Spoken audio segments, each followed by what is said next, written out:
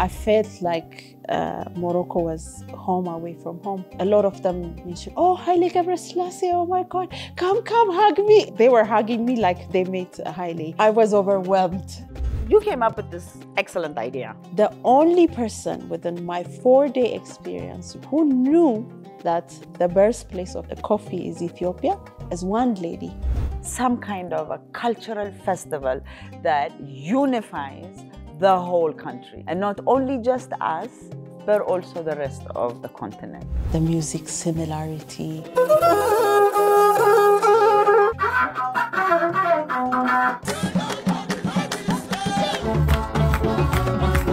They looked so much like us that I think there were 2 people that we thought were Ethiopians, and they were like, no, we're Moroccan.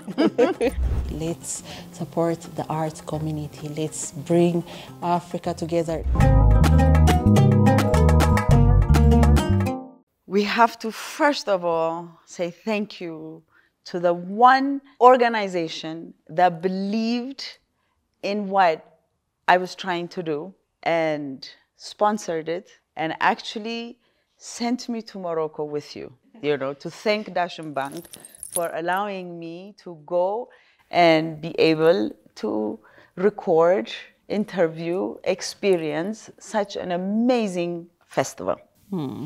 And the other person I would like to thank is also yourself. I would like to say thank you, and also in facilitating with Ibrahim, with Visa for Music, for us to be able to attend this festival.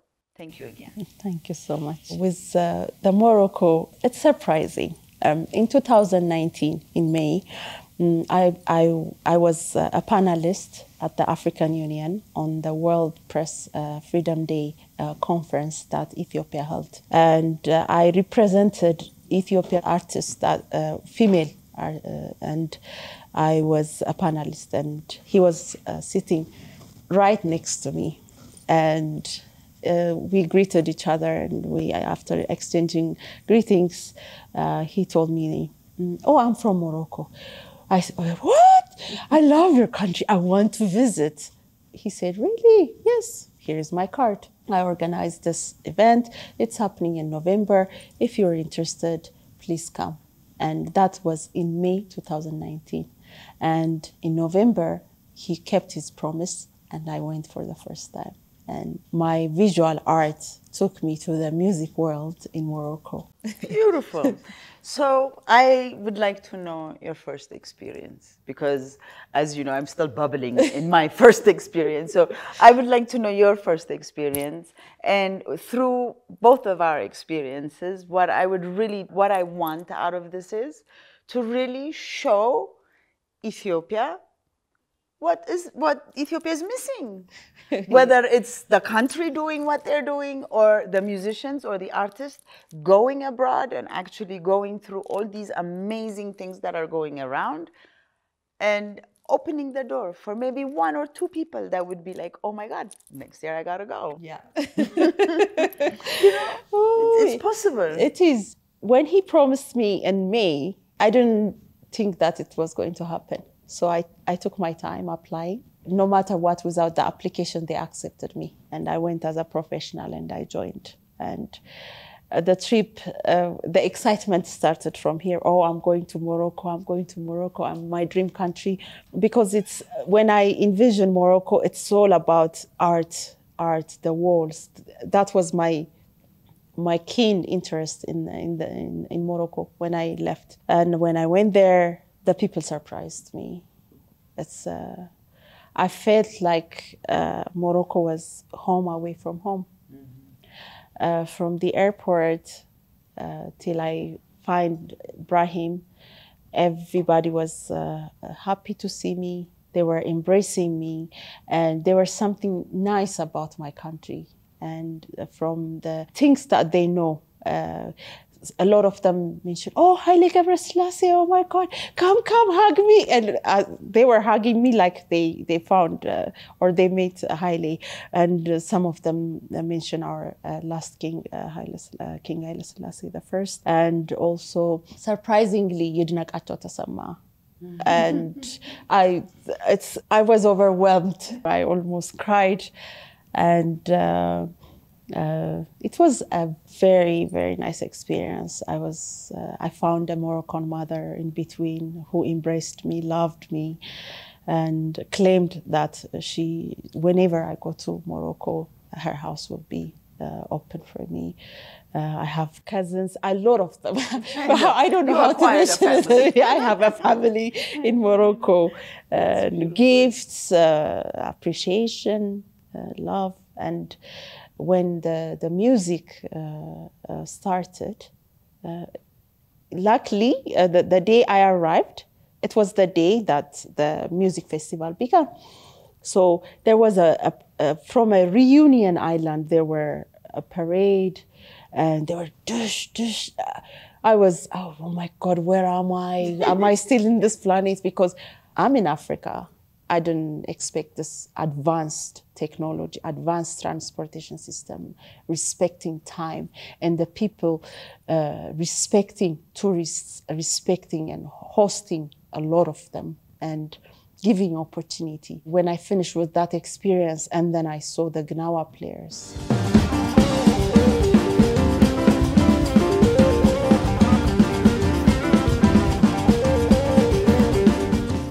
And then there was this musician that, oh my God, where am I? It was interesting and very, very much connected. I wish a lot of us go there to see the connection between us, the way we eat, the way we respect one another, the music similarity.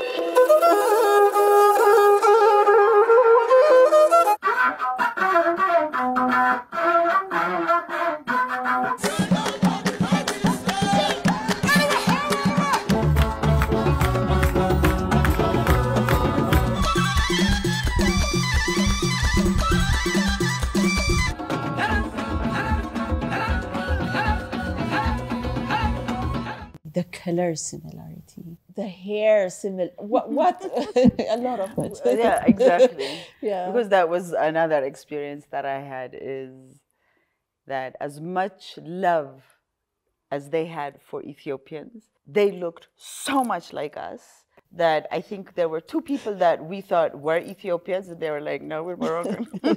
We were like, no, you're not, you're Ethiopian. So that is a nice experience. But the other experience was the music, as you said, you know, being there for 4 days, and from the beginning, let's say from 9 a.m. all the way till past midnight, there's like something going on throughout the city. And that was the other amazing thing, because now I'm coming back to Ethiopia. As a country, how important it is to have some kind of a cultural festival that unifies the whole country. And not only just us, but also the rest of the continent, and even beyond. Sure. Because they had Italians, they had Spanish people. I mean, who didn't they have? They had them all. They always have Koreans. You see? Yes, they did. Yes. They were actually our neighbors. Yes. They were. Yeah. The other fascinating thing I would like the audience to know is how the youth is so inspired and looking forward to this kind of events in their country, and enlightened. When on my first visit, I went to visit as an art curator. You know, that's the first thing that I did was go to the museum, see an art exhibition, and I did. And it was about the history of Islam in Africa. Ethiopia was represented by a photographer, Jerusalem, if I'm not mistaken.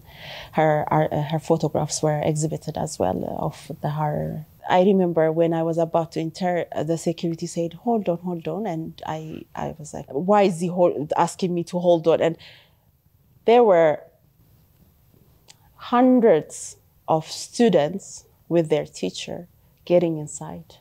Oh. So he was asking us to hold on to let the new generation to see what the museum is exhibiting. And I was like, I will hold on. I'm enjoying this, because see how they start or they begin their education system.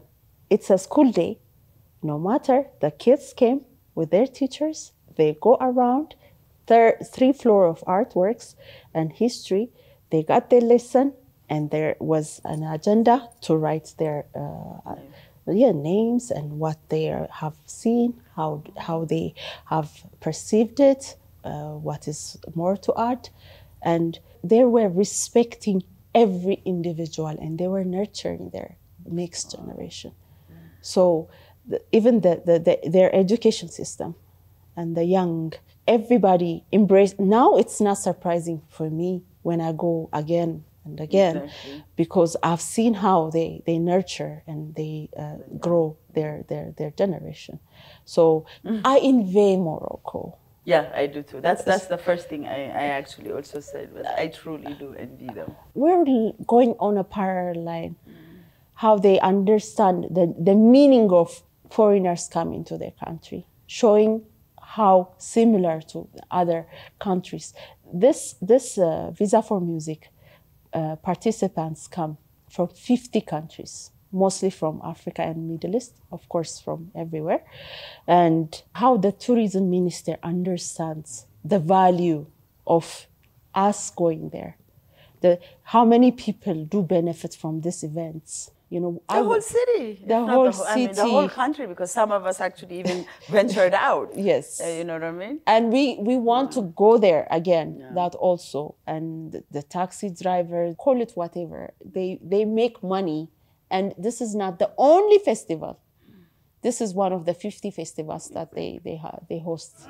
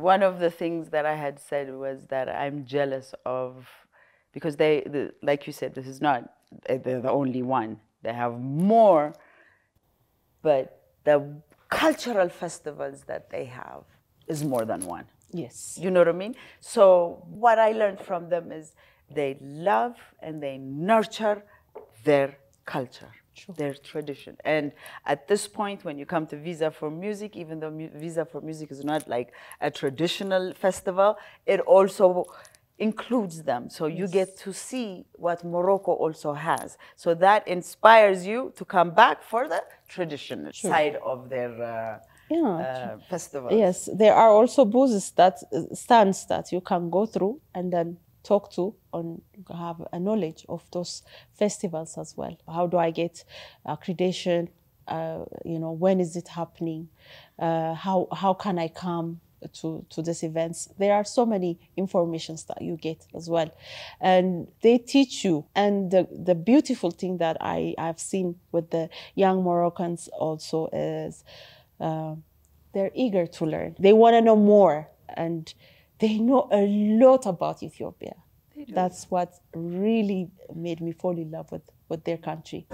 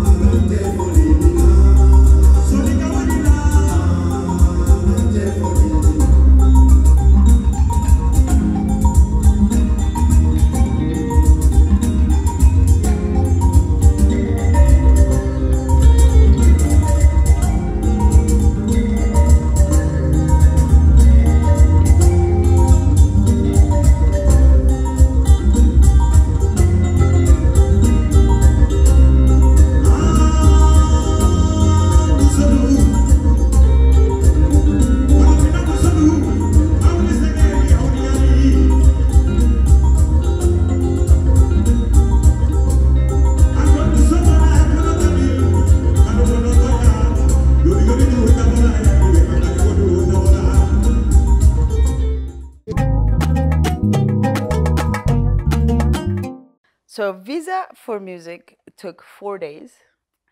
Day 1, day 2, day 3, day 4. So just to give like an idea of the flow of what happened. Now, we can talk about our experiences, and which is what I would want them to know, because we experienced certain things. So day 1, we went there. So after we went there, we went into our booth. So just to tell the audience, one of the things that we thought was very important to introduce or to take to Morocco and to introduce was coffee. And it was something the three of us knew how to make, how to do. Outside of my interviews, the two ladies, which was one was Edom and one was Qedis, they were making the coffees and introducing coffee to the world, really. It wasn't only Moroccan. Yes, yes. So, you know, so the coffee. So you came up with this excellent idea. Thank you, Katsu. Yeah, you did. And I congratulate you on that, because as Ibrahim said, it was a busy booth. Yes, it was. It was a busy booth. And it was the incense and the coffee that brought a lot of the people, not to mention the music that we were playing too. So in your own words, I want you to go through the 4 days that we went through, just to give your experience, because what we want is for next year to excite people to want to come, whether it's Ethiopians or other Africans. Number one, from the beginning, I respect the women that make coffee with nubunat atu now more, because I thought making coffee was easy. Was not. There were so many. And then for maximum I do at home is brew the coffee for 4 or 5 people. When it's for 60, 100 people, another story. The whole day, actually. Yes. And The other thing that I learned from this experience is we, all Ethiopians, have to do a lot to promote our country. Because the only person within my 4-day experience brewing coffee and serving coffee who knew that the birthplace of the coffee is Ethiopia is one lady. The rest were, asking us and then really learning, sitting and learning that information from us. That made me happy because it makes me very busy serving coffee, and then sometimes it takes time to brew it, so it's okay for me. But I was surprised. And the other surprising thing is how much they love incense, but they love it so much. And so day one, we start in the morning, coffee brewing, and then basically serving the whole day and serving. But in between, a lot of musicians would like to come at least once in their life to Ethiopia. I remember one producer came to me and he said, you know what, Edo, if I don't come to Ethiopia, if something happens to me, it's on you. And a lot of them would like to come and grace us with their presence. And they would like to perform with us here in Ethiopia. They would like to showcase and find our unity and commonality in that sense. And it's a very interesting lineup. So we're here in Ethiopian booths. The next is the Koreans. So Koreans, they know more about the country. They love Ethiopia. They respect our Ethiopians. So they come and they say, coffee please, and he comes and he sits like this. And when I say get up, no problem. But he was showing us how much the respect that they have for us. So I can only talk about this because I was so much engaged in the coffee making the whole day, but there are other booths that have a lot of things to explore and see. The musicians.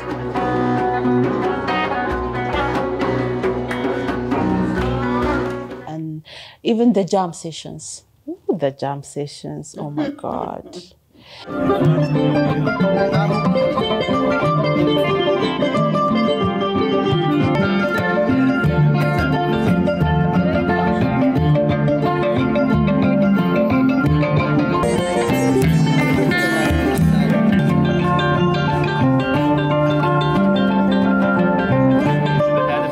That's one of the things that I would like my Ethiopian musicians to go there to experience, because a talent from Korea comes, and then a talent from Burkina Faso, here from South Africa, they go together and they somehow connect with one another, and the music that they make at that moment, it's not going to be repeated because it's not well written or studied. It's just for that moment only. Unless you capture it with your camera, you won't or record it, you won't experience it again. I hope so too. But to close off with having to go see over 40 concerts in 3 days, from morning to night. Yes. It's as exciting and as challenging as it is, it's very hard.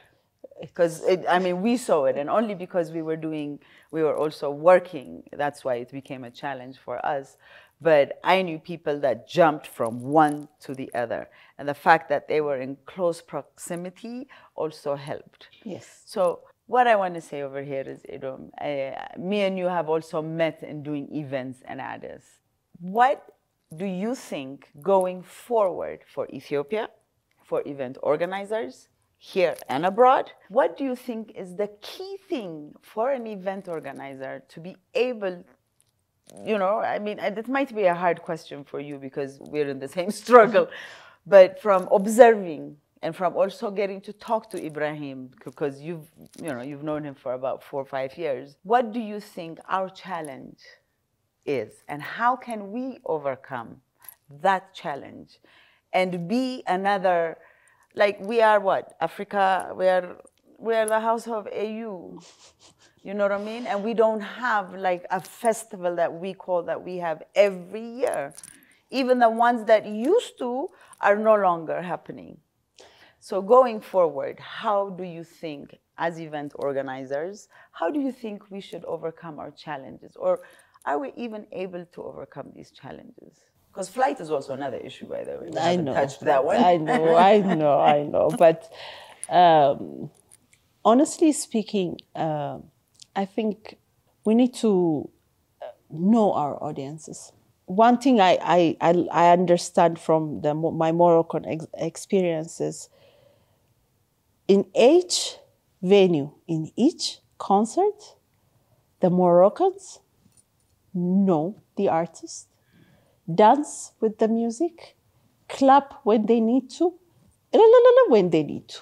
Yeah, they're very engaged. They're very engaged. Why? Because they are well exposed to this kind of events. We need to start with that. I don't think Ethiopia only or can only entertain Afrobeat. We're more than that. We're beyond that, yes. And I'm sure if we give our audiences that what, our cultural shows and events going around culture, they will definitely be engaged like the Moroccan youth. But are we giving them the chance? I don't think so. That's one. Two, who are the sponsors of these big events? Because with I wish I had the catalog of the Visa for Music. Hundreds of companies sponsor, and none of them are beverage companies. It's the beverage company that sponsors our event and that dictates where we go or what kind of music or entertainment that we bring. So the moment the other companies, the private entities, believe and see what we see and engage themselves with us, I think that's one of the way that we could change this, because it was not a money-making venture right away for the company or for the Moroccan. It's one, education. Number two, the money making. None of us were paying for this for the concerts, but it was well organized. The sound is amazing. The lighting is impeccable. The venues are 4 or 5. Everything was set there, but sponsored by non-beverage companies. That is something that I have noticed. Well, that could also be because, it is a Muslim country. So I don't know if the beverages, could they even do something like that? Because I noticed a lot of places they don't even have drinks unless they were in the hotels. Or do they even serve liquor? That too. But the question is, Kazuye, it's not about them being Muslim or not, or sponsored by a beverage company or not. It's something that, what does the beverage company want? What are they getting out of it? What are they getting out of it? When I promote this to the producers, to the artists that would like to come to Ethiopia and be part of the Ethiopian community, and the way they insist, the first thing I say to them is, what kind of audiences do you want? How many audiences are you looking for? Because if you're looking for 200 audiences, I'm available for you. But there is always a but. But you have to pay for your ticket. There is no accommodation. There is no this. There is no this, because no one will support me unless they get certain X amount of money. That is the issue. If hotels are allowing us and giving us an opportunity to host this amazing musicians, if our giant entities support us with X and Y, these people they came to come. They want to share what they have. They believe that they're from Ethiopia. They know that the human cradle exists here. They know about the African Union. They know about Adwa. They have vast knowledge about. And for them, coming to Ethiopia is like coming to Zion. All of them, Muslim, Christian, doesn't matter. But are we giving them the opportunity? And are we doubting the audiences as well? I don't think there is an audience. Let's not think in millions. Let's think in hundreds. Small, yeah. You have to start small. And let's our business entities think corporate social responsibility is not always this and that. Every big companies, the social corporate responsibility, what they think and what they do, they don't consider art and culture as a social corporate. It is, because in culture, art and culture is a pillar to one society. And it can be incorporated in their corporate social responsibility. It doesn't always have to be certain things that they always do. And that's what my message is. Art and culture is also a social corporate responsibility. Let's support the arts community. Let's bring Africa together. This is how we can bring Africa together. Ibrahim was the cultural minister at some point. By the way, he's seen what kind of change that he can bring with the economy. Because 3 of us together, how much money did we spend? Exactly. For 4 days, times 50. Times hundreds, because 50... Technically over 1 million people are supposed 1 million people were there. Exactly, so... if 1 million people were there and spend money, the economy, we just need to see in a different direction, I think. So too. I think so too. So, Edom, thank you very much for giving me this opportunity. Thank you so much. Morocco was great. Thank you. Thank you. I thank Dashen Bank for giving us this opportunity. Thank you again to my audience, to my listeners, to my lookers. Thank you. This is your Pan-African show called Africa, and your host, Qetselawork Seifu. Thank you again.